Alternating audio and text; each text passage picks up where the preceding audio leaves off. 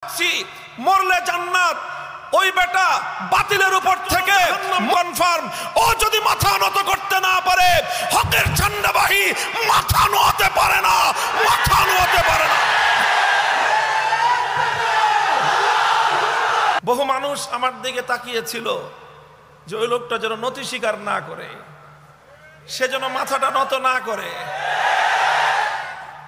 আমি তীব্রভাবে ওই সময়টায় এটাকে একটা চাপ অনুভব করেছি।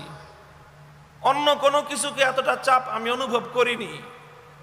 আমার জেল হতে পারে, আমার কঠিন শাস্তি হতে পারে, বড় ধরনের হয়রানির শিকার আমি হতে পারি, এটাকে আমি অত বড় চাপ অনুভব করিনি।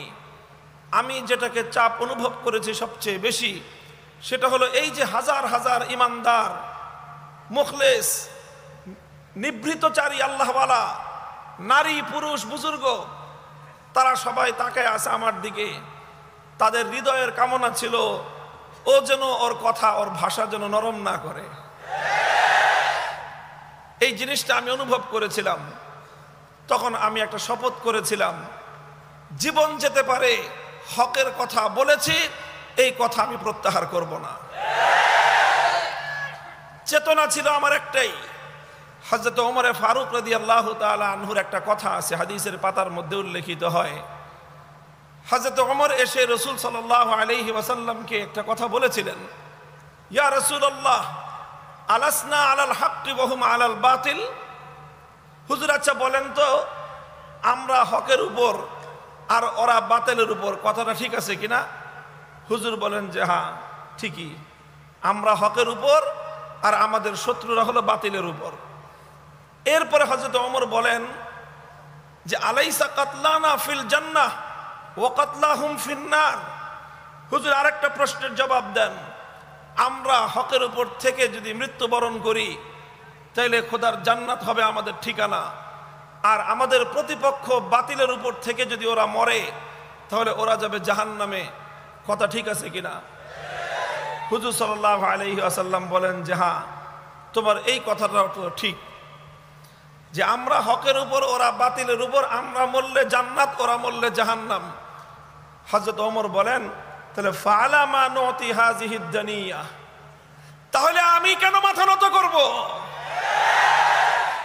হকের উপর থাকছি, মরলে জান্নাত, ওই বেটা বাতিলের উপর থেকে মরলে যার জন্য জাহান্নাম কনফার্ম। ও যদি মাথা নত করতে না পারে, হকের ঝান্ডাবাহী মাথা নোয়াতে পারে না, মাথা নোয়াতে পারে না।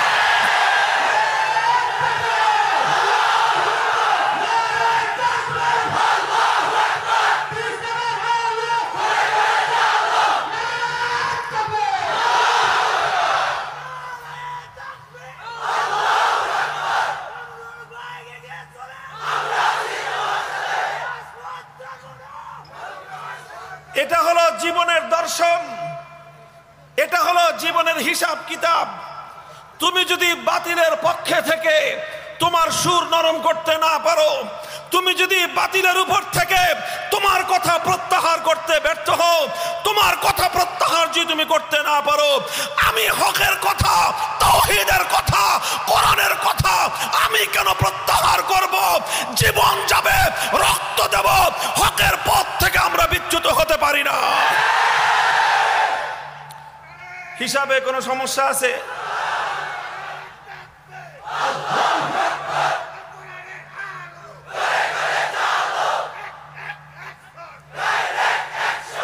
মুহতারাম হাজিরিন, এটা আমি নিজে যেই দর্শনটা, যেই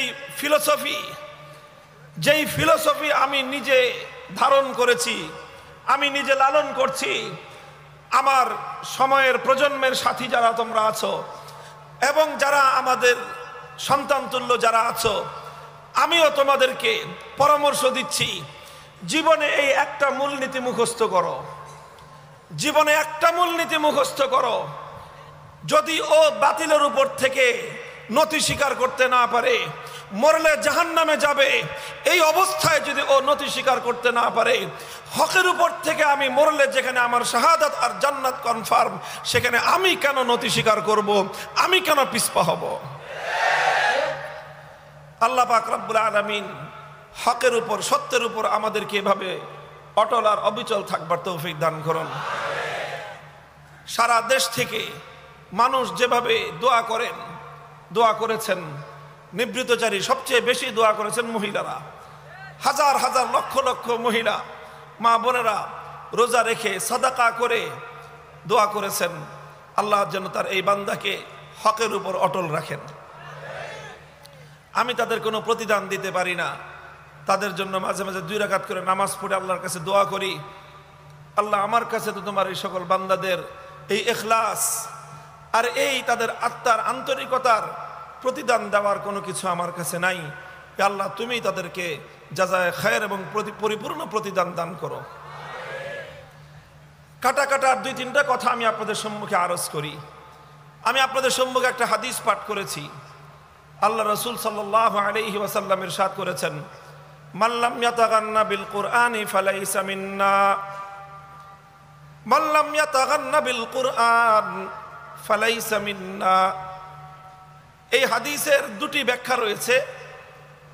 শব্দ হলো ইয়াতাগান্না বিল কুরআন, মুহাদ্দিসিনে কেরাম এর 2 অর্থ করেছেন। এর প্রথম অর্থ হলো যে ব্যক্তি কোরআনে পাককে সুন্দরভাবে সুললিত কণ্ঠে তেলাওয়াত না করবে সে আমার উম্মত হওয়ার উপযোগী না। অর্থাৎ কোরআন তেলাওয়াত করতে হবে সুমধুর কণ্ঠে। এখন আপনি বলবেন যে হুজুর আমার কণ্ঠই তো সুন্দর না। সবার কণ্ঠ কি খুব সুন্দর হয়? তাহলে আমি কিভাবে সুমধুর কণ্ঠে তেলাওয়াত করব? এটার জবাব পরিষ্কার। অর্থাৎ তোমার যতটুকু সাধ্যে কুলায়, তোমার যতটুকু সাধ্যে কুলায়, যত সুন্দর করে তুমি পড়তে পারো ততটুকু সুন্দর করেই তোমার কোরআন তেলাওয়াত করতে হবে। কোরআনে পাক তেলাওয়াত করার সময় কখনোই গাফলাতের সাথে, অবহেলার সাথে কোরআন তেলাওয়াত করা বৈধ নয়। হাদিসের মধ্যে আসছে, রাসূল আকরাম সাল্লাল্লাহু আলাইহি ওয়াসাল্লাম বলেছেন, ইকরাউল কুরআন মা তালাফাত কুলুবুকুম, ইকরাউল কুরআন মা তালাফাত কুলুবুকুম। কোরআন তেলাওয়াত করো ততক্ষণ যতক্ষণ কোরআন তেলাওয়াত করতে অন্তরের মধ্যে স্বাদ লাগে, মনে মজা লাগে। স্বাদ নিয়ে নিয়ে তেলাওয়াত করো। হ্যাঁ, তেলাওয়াত করতে করতে যদি ক্লান্তি অনুভব হয়, শ্রান্তি অনুভব হচ্ছে, হ্যাঁ পরিশ্রান্ত হয়ে যাচ্ছ, তখন আর তোমার কোরআন তেলাওয়াতের দরকার নেই, তখন গিয়ে তুমি বিশ্রাম করো।